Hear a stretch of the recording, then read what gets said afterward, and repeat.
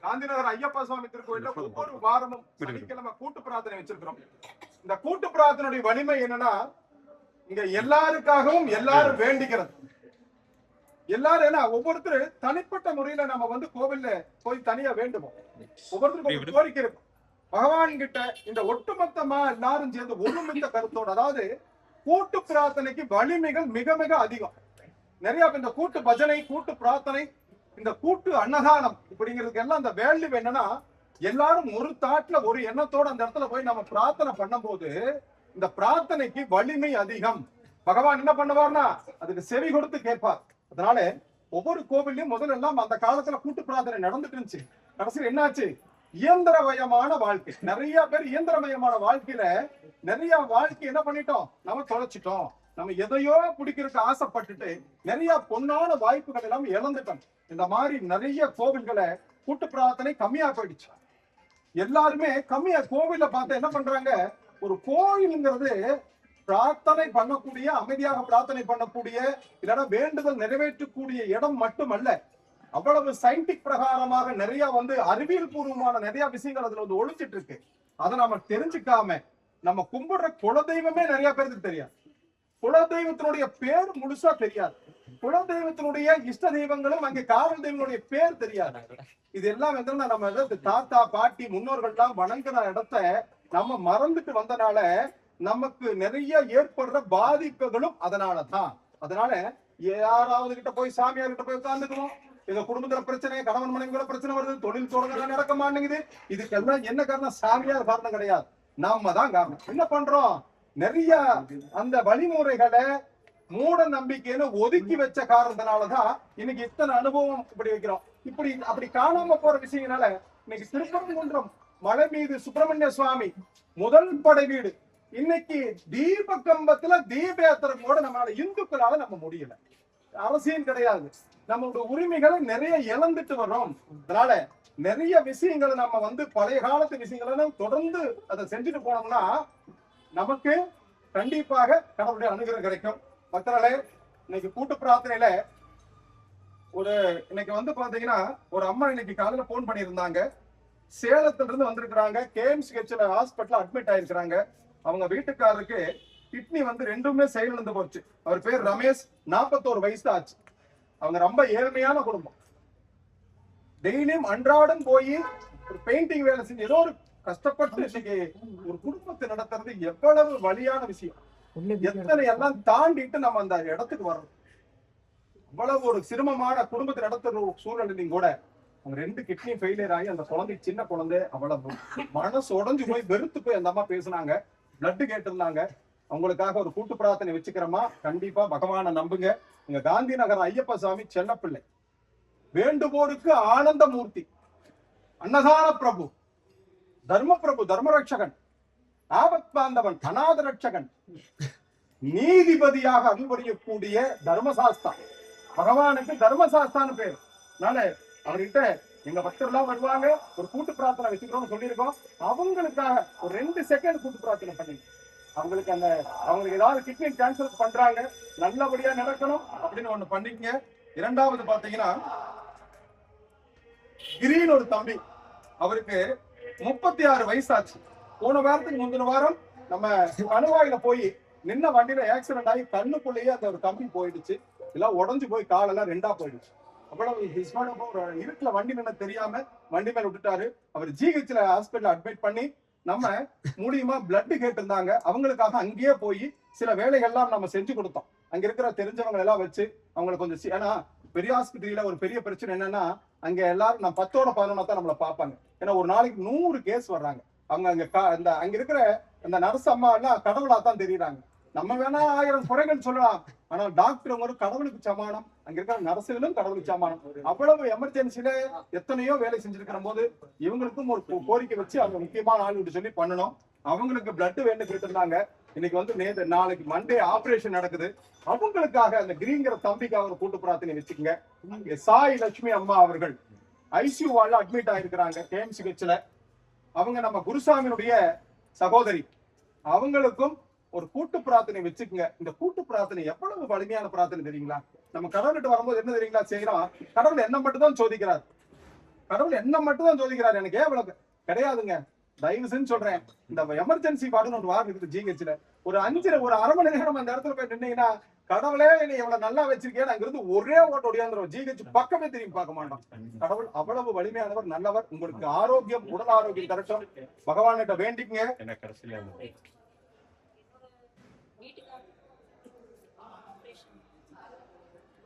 பேர் சொல்லி இங்க முன்னால வாங்கம்மா. பேர் முன்னால வந்து சொல்லுங்க. சொல்லுங்க. என்ன பிரச்சனை? ரமேஷ்ங்கிற ஒரு பக்தர், ஐயப்ப பக்தர். அதாவதுங்க, கடவுள்கிட்ட யானையின் பலம் தும்பிக்கையில், மனிதனுடைய பலம் நம்பிக்கை. ரமேஷ்ங்கிறவரு தைராய்டு ஆபரேஷனுக்காக திங்கட்கிழமை அவருக்கு சர்ஜரி நடக்குது. அவருக்காக ஒரு கூட்டு பிரார்த்தனை. பகவான் என்ன எதிர்பார்க்கிறாருன்னா, அவர் பகவான் தொலைவிட்டு இருக்கிறார், ஏங்கி ஏங்கி போறார். சபரிமலையில் ஒரு நிகழ்வு நடக்கும். மாளிகைப்புறத்து அம்மன் கடைசி நாள்ல வஞ்சமாதா தேவி யானை மேல வருவாங்க. இந்த சரங்குத்தி இடத்துக்கு போயிட்டு சரண் குத்துலினா, கன்னிசாமி வரலைன்னா அவங்களுக்கு கல்யாணம் நடக்கும். கன்னிசாமி வருவாங்களான்னு அந்த யானை மேல அந்த அம்மா வருவாங்க. ரொம்ப அருமையா நிகழ்வு நடக்கும். அந்த அம்மா யானை அவ்வளவு அழகா அசைஞ்சு அசைஞ்சு வரும். அந்த இடத்துல வந்து பார்க்கும்போது நிறைய சரம் குத்தி இருக்கும், லட்சக்கணக்கான சரம் குத்தி இருக்கும். ரொம்ப மன வருத்தத்தோட அந்த அம்மா திரும்பி போறாங்கன்னு ஒரு ஐதீகம். இந்த ஐதீகத்துல என்னன்னா, கடவுள் அதாவது மஞ்சமாதா மட்டும் ஏமாந்து போகல, பகவானும் சில நேரத்துல ஏமாந்து போறாரு. எப்படி ஏமாந்து போறாரு தெரியுமா? நல்ல பக்தன் ஒரு நாளைக்கு நாளும் படியேறி வருவானால் அவர் ஏங்கிட்டு இருக்கிறார். இன்னைக்கு இருக்கிற பக்தர்கள், இந்த மாலை போட்டிருக்கிறவங்க எல்லாம் தயவு செஞ்சு இந்த நியம நிஷ்டைன்னு ஒட்டிட்டு இருக்கு. இந்த குருமார்கள் மாலை போடுறவங்க, எந்த குரு சாமியா இருந்தாலும் மாலை போடுறவங்க ஒரு குருசாமி வச்சுக்கங்க. நீங்க தயவு செஞ்சு அவங்களை வச்சுக்கங்க. குருங்கிறவர் வந்து இருள கட்டிய ஒரு குரு, அதாவது வெளிச்சம், ஒரு வழியை காட்டுறதுல குரு. நிறைய விஷயங்கள் சொல்லி தரவர் குரு. இன்னைக்கு குருசாமி எல்லாம் மாலை போடுறாங்க. 10 மணிக்கு வந்து நடசாத்தி இருக்கும் போது ஜோப்புல மாலை கொண்டு வந்து இந்த மாலையை போடுறது நம்ம சினிமால காட்டுற மாதிரி காட்டுறாங்க. நம்ம படுற துன்பத்துக்கு வாலண்டரியா போய் ஐயப்ப கிட்ட மாட்டிக்கணும். அவர் யாரையும் கூப்பிட்டு தண்டனை பண்றது இல்ல. அதனால இந்த நியம நிஷ்டைகள் வந்து நிறைய கடைபிடிங்க. குருமார்கள் சொல்றத கேளுங்க. குருங்கிறவர் இருள கட்டிய ஜோதி குரு. நம்ம செய்யற தவறுகள் எல்லாம் அவர் திருத்தக்கூடியவர் குரு. அதனால ஆத்மார்த்தமா பகவான் நம்ம கூட எல்லாரும் கூடயும் அவர் பயணிக்க விரும்புறார். பகவானுக்கு உண்மையான பக்தன் தான் வேணும். யாரை திருப்தி பண்றதுக்காக வேலை செய்யாதீங்க. தப்பு எங்க நடந்தாலும் தயவு செஞ்சு தப்புன்னு சொல்லிருங்க. அவர் என்ன நினைச்சாலும் பரவாயில்ல, தப்பு அவர் தானே செய்யறாரு, நம்ம விலகி போயிடும். நம்மளுக்கு இந்த பிரச்சனை விலகி போனீங்கனால் அவர் செஞ்ச தப்புல 50% சாலிடா உங்களுக்கு கிடைக்கும். ஏன் தெரியுமா?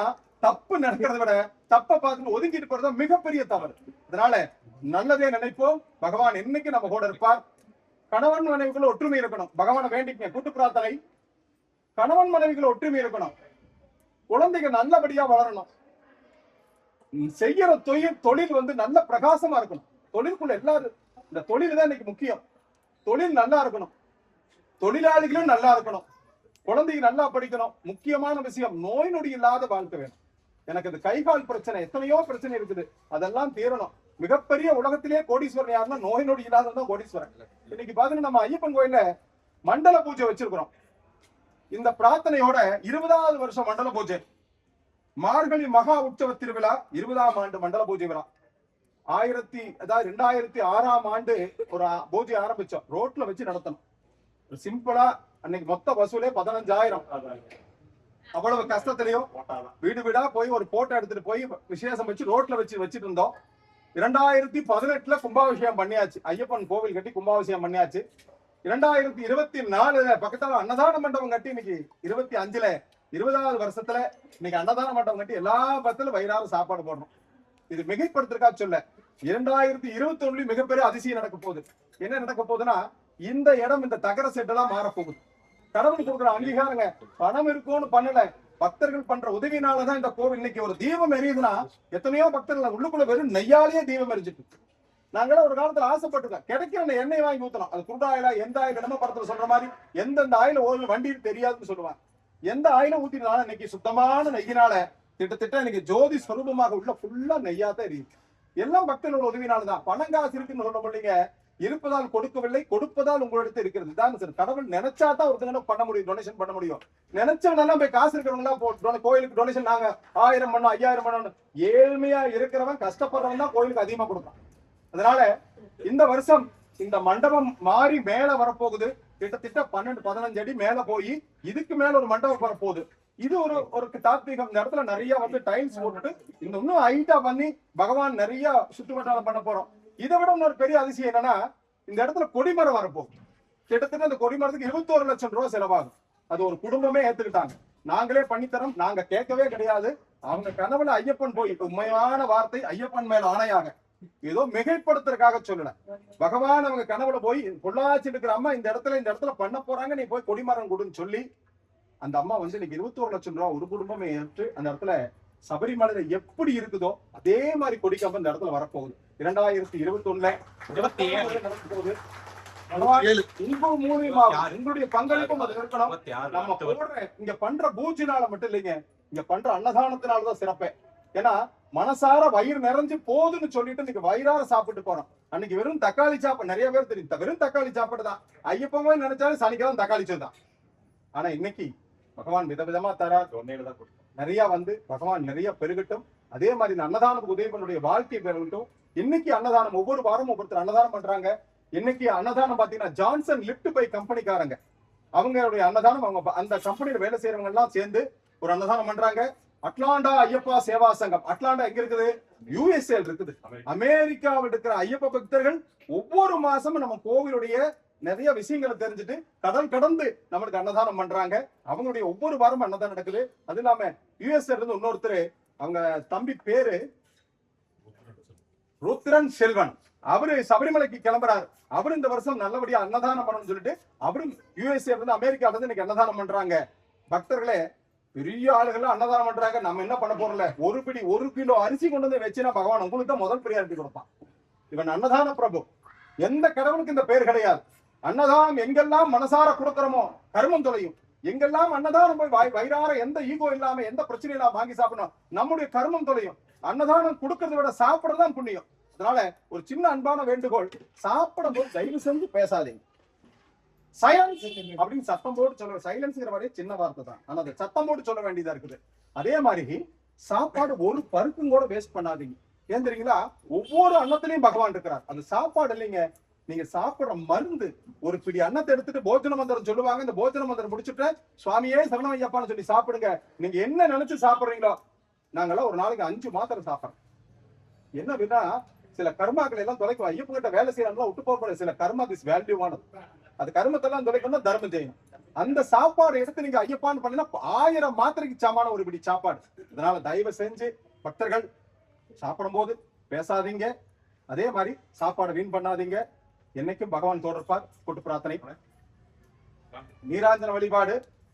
ஒவ்வொரு நாளும் இந்த நீராஞ்சன வழிபாடு சொல்லி ஆகணும். வாழ்க்கையில கஷ்டம் ஏதாவது வருது, உங்களுக்கு தடை ஏதாவது இருக்குதுன்னா இந்த நீராஞ்சனம் போடுங்க. நீராஞ்சன வழிபாடுடைய தடைகளை தகர்க்கக்கூடிய சக்தி இந்த நீராஞ்சனத்துக்கு இருக்குது. என்னங்க, 2 தேங்காய் உடைச்சு நம்பிக்கையோடு ஏற்றுங்கள், கண்டிப்பாக வழிபிறக்கும். நம்ம ஐயப்பனுக்கு பேரு தடைகளை தகர்க்கு தர்மசாஸ்தா பேர் கொடுத்திருக்கிறாங்க. அதனால இந்த நீராஞ்சன வழிபாடு. அதே மாதிரி ஒவ்வொரு ஞாயிற்றுக்கிழமையும் வர 4 to 6 மணிக்கு ராகு காலம், பின்னாடி இருக்கிற பதிகால ஆதி காலத்து நாகரில் உங்களால முடிஞ்ச பால் கொண்டு வந்து அதுல மஞ்சள் கலந்து உங்களுக்கு மேல அபிஷேகம். இது ஏதோ மிகைப்படுத்தி கூட்டம் சேர்த்துறதுக்காக கிடையாதுங்க. பிரசன்னத்துல வந்ததுன்னு சொல்லி, எங்க ஆள் ரொம்ப மோசமானவன், தனியா ரூம்குள்ள விட்டு போய் சாத்துன்னு சாப்பிடுவான். பொய்யே இங்க சொல்லக்கூடாது. ரொம்ப ஒரு இதானது. நிறைய கோவில மிகைப்படுத்துவாங்க, அதெல்லாம் கிடையாது. பிரசன்னம் பார்க்கும்போது வந்தது பின்னாடி இருக்கிற நாகருக்கு நீங்க உங்க கையால செய்தால் உங்கள் கர்மம், உங்களுடைய தடைகள் கண்டிப்பாக விலகும். அதே மாதிரி விளக்கு பூஜை எல்லாம் இருக்கு. நம்ம கோயில்ல ரொம்ப ஹைலைட் ஆனது விளக்கு பூஜை. அன்னைக்கு பாத்தீங்கன்னா 26/12 விளக்கு பூஜை நடக்குது. வேறாவது பெண்கள்லாம் விளக்கு பூஜைக்கு சேர்ந்துக்கலாம். முதலே உங்க பேரை கொடுத்துருக்க, சாமி இருப்பாரு. அதே மாதிரி பாத்தீங்கன்னா மகாமேரு பூஜை நடக்குது. தீபாராதனை 3 நாளும் 3 நேரமும் அன்னதான் நடக்குது. 2வது பாத்தீங்கன்னா சுதர்சன ஹோமம், நவகிரக ஹோமம் நடக்குது. சங்கு 108 சங்க அபிஷேகம் நடக்குது. இங்க வந்து இதெல்லாம் உலக நன்மைக்காதான். பணம் கொடுக்கறவங்க கொடுக்காதவங்களுக்கு எல்லாம் கிடையாது. எல்லாரும் நல்லா இருக்கணும் பூஜை பண்றோம். அதே மாதிரி தன்வந்திரி ஹோமம் நடக்குது, சாஸ்தா பிரித்தி ஹோமம் நடக்குது. இங்க 108 கலசாபிஷேகம் நடக்குது ஞாயிற்றுக்கிழமை அன்னைக்கு. அதே மாதிரி ஐயப்ப சாமி ஊர்வலம் வர போறார். பகவான் மகாலியம்மன் கோயில் இருந்து அவங்க அம்மா வீட்டு நீங்க வர போறார். ஜெண்டை மேல வாபியத்தோட அந்த நிறைய அந்த டான்ஸ் எல்லாம் ஆடுவாங்க, கலர்கள்லாம் வேஷமா போனதும் வந்தாங்க.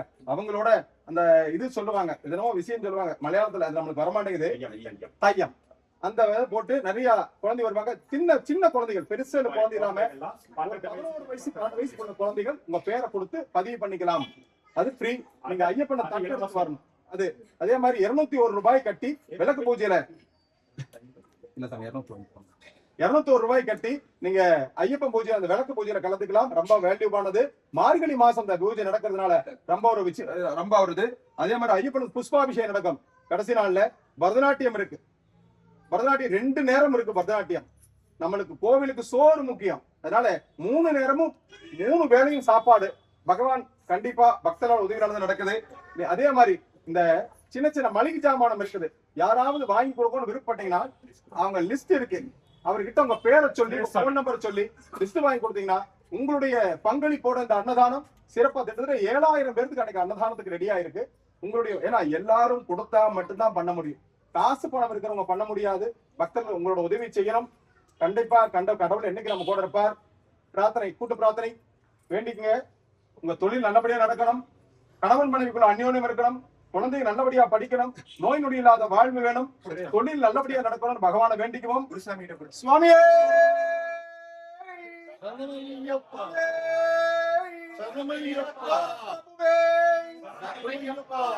பொருளே மூர்த்தியே பிரம்மாண்டநாயகனே சரணமையப்பா வீரனே சரணமையப்பா தன்வந்தர மூர்த்தியே சரணமையப்பா நீதிபதியே சரணமையப்பா ஸ்ரீ தர்மசாஸ்தா சரணமையப்பா தர வேண்டும் பகவானே சரணமையப்பா செய்தால் மன்னித்தர வேண்டும் பகவானே சரணமையப்பா செய்யாமல் கண்ணத்து தர வேண்டும் பகவானே சரணமையப்பா உதவித்த ஐயப்பா தெய்வமே சரணமையப்பா சரணமையப்பா சரணமையப்பா